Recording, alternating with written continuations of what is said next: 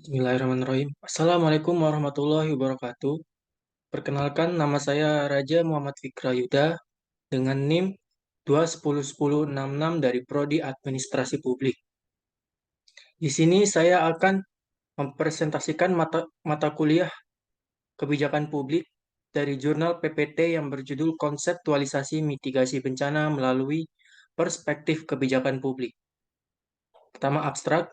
Mitigasi bencana merupakan tahap awal dari penanggulangan bencana yang lebih mengarah pada pengurangan risiko bencana di daerah rawan bencana untuk mengurangi dampak lebih besar yang ditimbulkan oleh bencana alam.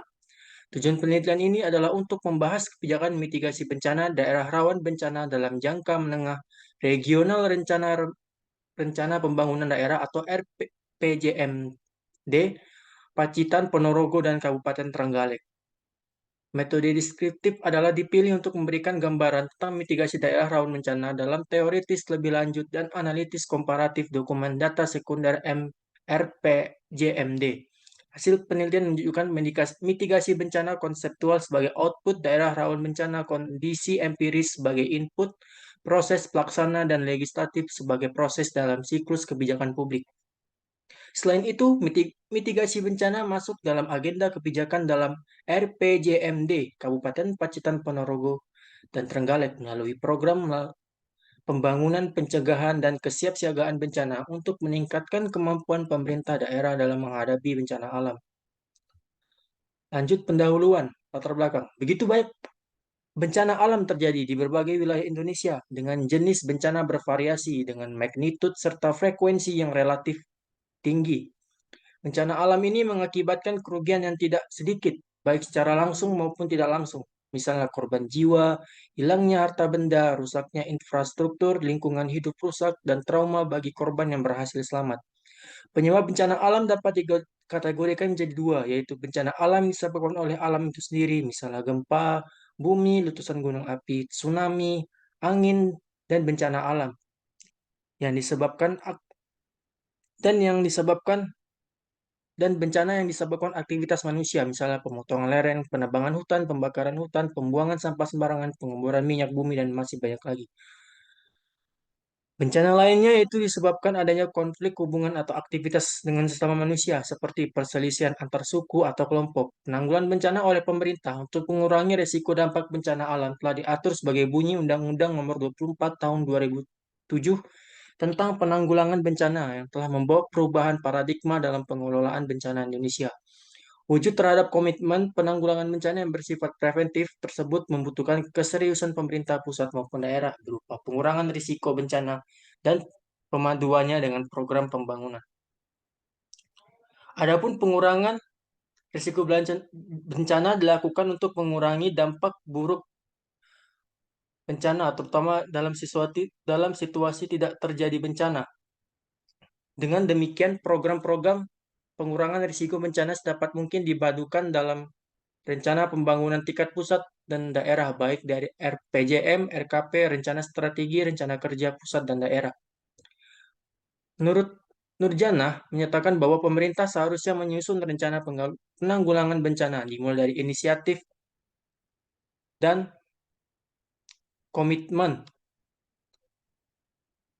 pemerintah, identifikasi risiko bencana, pilihan tindakan, pengurangan risiko bencana, pengaturan berlaku dan alokasi tugas dan kewenangan serta sumber daya yang tersedia, serta mekanisme kesiapan dan penanggulangan dampak bencana.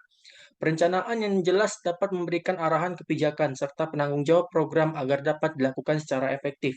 Sinergis tidak terjadi celah dan tumpang tindih pada aktivitas tersebut. Sementara itu, menurut Hidayah, mengungkapkan bahwa pada era otonomi daerah penanggulangan bencana oleh sebagian besar daerah belum memiliki kesadaran yang memadai untuk mengutamakan pengurangan risiko bencana alam dalam kebijakan perencanaan pembangunannya. Kesulitan dalam pengintegrasian kebijakan karena kompleksitasnya kebijakan yang harus disinergikan antara lain Undang-Undang Nomor 24 Tahun 2007 dengan kebijakan perencanaan pembangunan, kedua Undang-Undang Nomor 25 Tahun 2004 tentang kebijakan keuangan daerah, dan lalu ada Undang-Undang Nomor 17 Tahun 2004 dan kebijakan pemerintah daerah dalam Undang-Undang Nomor 23 Tahun 2014. Siklus penanganan bencana sendiri melalui 3 tahap, yakni pra-bencana, tanggap darurat, dan pasca bencana. Teori tersebut kemudian dipadankan dengan teori siklus kebijakan publik atau ISTEN, yang mana perubahan paradigma penanggulangan bencana dari tanggap darurat ke pra-bencana mitigasi menunjukkan adanya feedback dari proses input-output kebijakan. Selanjutnya, pembahasan secara teoritis ini akan dipadukan dalam kerangka pembangunan Jawa Timur daerah yang rawan bencana, meliputi Kabupaten Pacitan, Kabupaten Ponorogo, Kabupaten Trenggalek, yang dilihat dari rencana pembangunan jangka menengah daerah di masing-masing kabupaten tersebut. Lanjut, metode penelitian. Metode penelitian ini menggunakan metode deskriptif yang bertujuan untuk melukiskan secara sistematis fakta atau karakteristik populasi tertentu secara faktual dan cermat untuk memperoleh gambaran secara umum mengenai suatu peristiwa. Teknik pengumpulan data dari penelitian ini yaitu melalui data sekunder, yaitu berbagai literatur yang relevan dengan topik penelitian, jurnal, dan dokumen RPJMD masing-masing kabupaten. Pendekatan yang digunakan untuk membahas yakni pendekatan konseptual atau conceptual approach. Pendekatan ini dibahas dengan menghubungkan konsep mitigasi bencana dengan teori siklus kebijakan publik dan pendekatan komparatif dengan membandingkan agenda kebijakan mitigasi bencana daerah rawan bencana melalui rencana pembangunan jangka menengah daerah di Kabupaten Pacitan, Ponorogo, dan Trenggalek. Lanjut, ada mitigasi bencana dan kebijakan publik.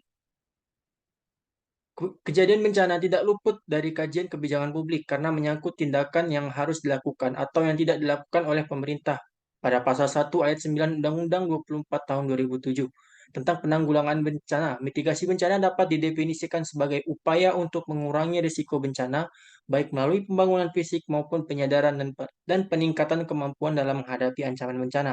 Berdasarkan atas pemahaman pada ketentuan pasal di atas, maka mitigasi bencana terbagi atas 2 pola, yaitu mitigasi struktural, yaitu upaya untuk meminimalkan bencana yang dilakukan melalui pembangunan berbagai prasarana dan fisik dan menggunakan pendekatan teknologi. Yang kedua ada mitigasi non-struktural, yaitu upaya untuk mengurangi dampak bencana selain dari upaya fisik, sebagaimana yang ada pada mitigasi struktural. Lanjut, dalam mitigasi non-struktural dapat dilakukan dengan pembuatan tata ruang kota capacity building masyarakat, legislasi perencanaan wilayah, dan asuransi. Kebijakan mitigasi baik yang bersifat struktural maupun yang bersifat non-struktural harus saling terintegrasi. Pemanfaatan teknologi untuk memprediksi, mengantisipasi, dan mengurangi risiko terjadinya suatu bencana harus diimbangi dengan penciptaan dan penegakan perangkat peraturan yang memadai yang didukung oleh rencana tata ruang yang sesuai. Sebagai acuan teoritis pemaduan mitigasi bencana dengan siklus kebijakan publik, maka penulis memilih teori siklus David Easton. Secara ringkas, teori siklus ini merupakan model proses dari kebijakan publik yang disederhanakan oleh Laswell. Laswell mengemukakan bahwa proses kebijakan tersebut terdapat 7 tahap, yakni kecerdasan, promosi, rumusan, seruan, penerapan, penghentian, dan penilaian. Model tersebut telah berhasil sebagai kerangka dasar bidang studi kebijakan dan menjadi titik awal dari berbagai tipologi proses kebijakan meskipun terdapat pertentangan. Tahap penghentian mendahului penilaian. Setelahnya, studi kebijakan mengalami perkembangan hingga sampai saat ini. Penggambaran proses kebijakan lebih umum dikenal melalui penyusunan agenda, perumusan kebijakan, pengambilan keputusan, pelaksanaan, dan evaluasi. Evaluasi di sini adalah mendorong pemberhentian suatu kebijakan. Dengan teori siklus kebijakan dapat dilihat tahap kebijakan yang merupakan sebuah permasalahan terkait pendefinisian dan memasukkan masalah ke agenda. Selanjutnya kebijakan dikembangkan, diadopsi, dan diimplementasikan, dan akhirnya kebijakan dimulai menurut efektivitas dan efisiensi secara berulang atau diulangi sebagai suatu siklus. Penilaian secara berulang tersebut kemudian menjadi siklus kebijakan. Perspektif siklus menekankan pada proses lingkaran umpan balik antara output dan input pembuat kebijakan yang menyebabkan siklus kebijakan publik tidak berhenti.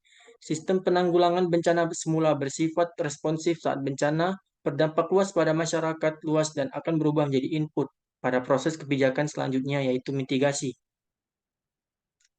Kontribusi Model input-output ini juga memberikan kontribusi pada diferensiasi lebih lanjut proses kebijakan. Secara eksplisit, ketika keputusan ingin mengadopsi tindakan mitigasi bencana tertentu, maka fokus tindakan mitigasi tersebut harus diperluas lagi mencakup pelaksanaan atau tindakan mitigasi, reaksi kelompok yang terkena dampak bencana dan dampak yang lebih luas lagi, semisal pada sektor sosial. Selain itu, efek samping konsekuensi yang tidak diinginkan dari mitigasi bencana adalah faktor yang perlu dipertimbangkan lebih lanjut. Oleh karena itu, mitigasi bencana merupakan sebuah tuntutan bagi daerah atau kabupaten yang memiliki tingkat kerawanan bencana rendah hingga tingkat kerawanan yang tinggi.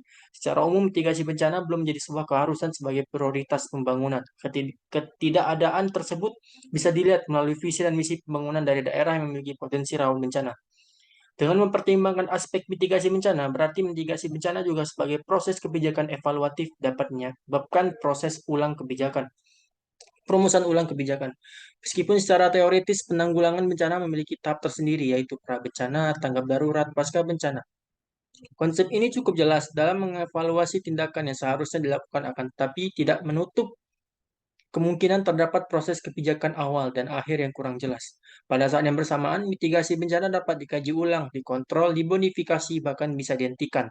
Mitigasi bencana bisa saja terus-menerus dirumuskan, dilaksanakan, dievaluasi, dan disesuaikan. Tetapi proses ini tidak terjadi dan berkembang pada urutan yang jelas, melainkan tahap-tahap terus bercampur dan terikat dalam proses yang berkelanjutan. Hasil penelitian, tahap mitigasi dalam maknanya itu berarti kesiapsiagaan atau kewaspadaan adalah cara yang murah dalam mengurangi akibat bahaya-bahaya yang dihadapi masyarakat dibandingkan dengan tindakan lainnya, seperti evakuasi, rehabilitasi, dan rekonstruksi. Oleh karena itu, mitigasi harus dilakukan secara bersama-sama melalui agenda pemerintah maupun sendiri-sendiri, baik saat dan pasca kejadian maupun sebelum kejadian. Pemahaman kesaling terkaitan tahap dalam manajemen bencana dilakukan dengan mengelola dan dievaluasi agar tidak berkembang menjadi bencana. Peran kelembagaan dalam penanggulangan bencana sendiri adalah tuntutan dari otonomi daerah, di mana kewenangan administrasi pemerintahan sangat diperlukan sebagai penghantar perubahan. Namun ada nilai-nilai yang selama ini dilupakan, bahwa selain kewenangan, pemerintah juga memiliki kewajiban dan tanggung jawab publik pada publik.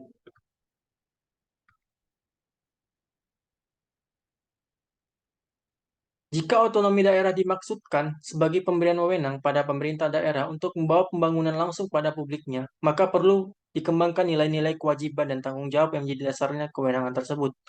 Penanggulangan bencana daerah menyangkut penyelenggaraan secara bersama seluruh elemen masyarakat. Untuk itu, tata pemerintahan yang baik atau good governance dalam mewujudkan budaya sadar bencana sebagai bagian dari pembangunan memiliki tiga aspek penting. Yang pertama, sistem administrasi yang melibatkan banyak pelaku dari unsur pemerintah dan non-pemerintah. Karena sumber legitimasinya selain berasal dari konstitusi dan regulasi, juga berasal dari nilai-nilai yang berkembang dalam masyarakat. Dikembangkan untuk merespon masalah dan kepentingan publik sebagai sebuah kolektivitas. Yang ketiga, pola hubungan antar pelaku tidak harus berupa struktur kelembagaan yang normal dan ketat, tapi bisa bersifat longgar, berupa mekanisme, prosedur, dan jaringan. Kesimpulan, konsep mitigasi bencana sebagai tahap awal dalam manajemen bencana memiliki keterkaitan dengan proses kebijakan publik yang dimana perlu menentukan posisi mitigasi bencana untuk dijadikan keputusan dalam kebijakan publik. Tahap mitigasi bencana sebagai bagian dari siklus kebijakan publik, yaitu kalau input kondisi empiris daerah rawan bencana dan proses eksekutif maupun legislatif masuk dalam.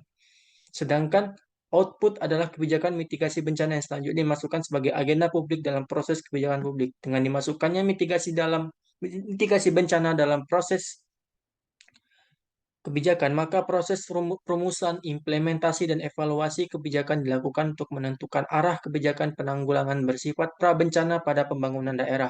Hal ini bertujuan untuk meningkatkan kapasitas pemerintah daerah dalam menghadapi bencana alam melalui pencegahan dan kesiapsiagaan bencana. Sekian dari presentasi saya. Terima kasih. Wabillahi taufik walhidayah. Wassalamualaikum warahmatullahi wabarakatuh.